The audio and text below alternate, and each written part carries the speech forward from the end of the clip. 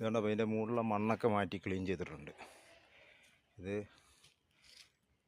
രാവിലെ ഇവിടുന്ന പോലെയല്ല, ഇപ്പോൾ എല്ലാം വൃത്തിയാക്കി മണ്ണൊക്കെ മാറ്റി ക്ലിയറാക്കി വെച്ചിട്ടുണ്ട്. ഇനിയിപ്പോൾ ഇതിനകത്ത് വളം ഇടണം. ഓരോരോ പണികൾ വരെ ചെയ്ത്, പക്ഷേ ഇതേപോലെ നന്നായിട്ട് മണ്ണിളക്കി ഇങ്ങനെ വൃത്തിയാക്കി കൊടുക്കുക. വൃത്തിയാക്കി വേണ്ട, ഇതേപോലെ ഇങ്ങനെ വൃത്തിയാക്കി കഴിഞ്ഞാൽ ഇതിൻ്റെ ഇടയ്ക്ക് വളം ഇട്ട് കഴിഞ്ഞാൽ അപ്പുറപ്പുറം പോവില്ല. പിന്നെ വളം ഇട്ടിട്ട് ഓരോരോ ഇത് നനയ്ക്ക് കൊടുക്കുക നല്ലവണ്ണം. ഞങ്ങൾ ഇംഗ്ലീഷ് മരുന്നൊന്നും മറ്റേ വളമൊന്നും ചേർക്കത്തില്ല. ഞാൻ ചാണകപ്പൊടി ഇടുന്നതല്ല, ഒരു വീട്ടിൽ ഇത്തിരി ഉണങ്ങി കിട്ടി ഞാൻ അങ്ങനെ ഇടുന്നത്, അല്ലെങ്കിൽ ചാണകം അങ്ങനെ ഇടാറില്ല. ഇതിലിപ്പോൾ ഒരു വളം ഇല്ലാണ്ടാണ് ഇതെല്ലാം ഇങ്ങനെ ചെയ്തിരിക്കുന്നത്. വളം എന്ന് പറഞ്ഞാൽ തീരെ ഇതിനകത്തില്ല. നമ്മളന്ന് തൈ നട്ട് മണ്ണിളക്കിയിട്ട് തൈ വെച്ച്, അത്രയേ ഉള്ളൂ. പിന്നെ ഇവിടെ പട്ടിയുടെ ശല്യങ്ങളുണ്ട് ഭയങ്കര. പട്ടികൾ കിടന്ന് ഓടിക്കൊണ്ട് കിടക്കുക, അതാണ് ഏറ്റവും വലിയ ശല്യം.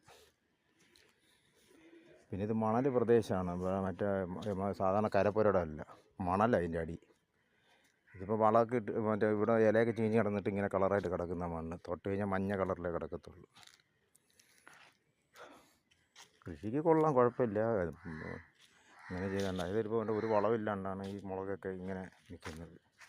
ഇനി വളം ഇട്ടിട്ട് ക്ലിയറാക്കി എടുക്കണം.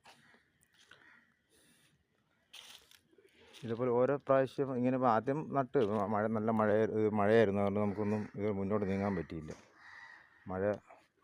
ഭയങ്കര മഴയായിരുന്നു. മഴയിൽ കുറച്ച് തൈയൊക്കെ വാടിപ്പോവും. ഇപ്പോൾ ഞാൻ ആദ്യം വെച്ച മുളക് തൈയാണ്, ഇതുണ്ട് ഇതുപോലെ ഇങ്ങനെ വാടിപ്പോയി. ഇതൊക്കെ ആദ്യം വെച്ചതാണ്, ആ മഴയ്ക്ക് മുമ്പ് വെച്ചത്, അതെല്ലാം വാടിപ്പോയി. ഇപ്പോൾ ഞാൻ ഇടയ്ക്ക് ചെറിയ തൈ കാണുന്നതൊക്കെ രണ്ടത് വെച്ചതാണ്. ഫസ്റ്റ് ഇങ്ങനെ അല്ലായിരുന്നു. അതുപോലെ വഴുതന വെച്ചിട്ടുണ്ടായിരുന്നു, പയർ വെച്ചിട്ടുണ്ടായിരുന്നു, എല്ലാം ഇങ്ങനെ വാടിപ്പോവുമായിരുന്നു. ഇപ്പോൾ ഇങ്ങനെ വേറെ ചെറിയ തൈ ഇരിക്കുന്നുണ്ട്, അതൊക്കെ നമ്മൾ പിന്നെ ഇടയ്ക്കിടയ്ക്ക് കൊണ്ട് വയ്ക്കുന്നതാണ്.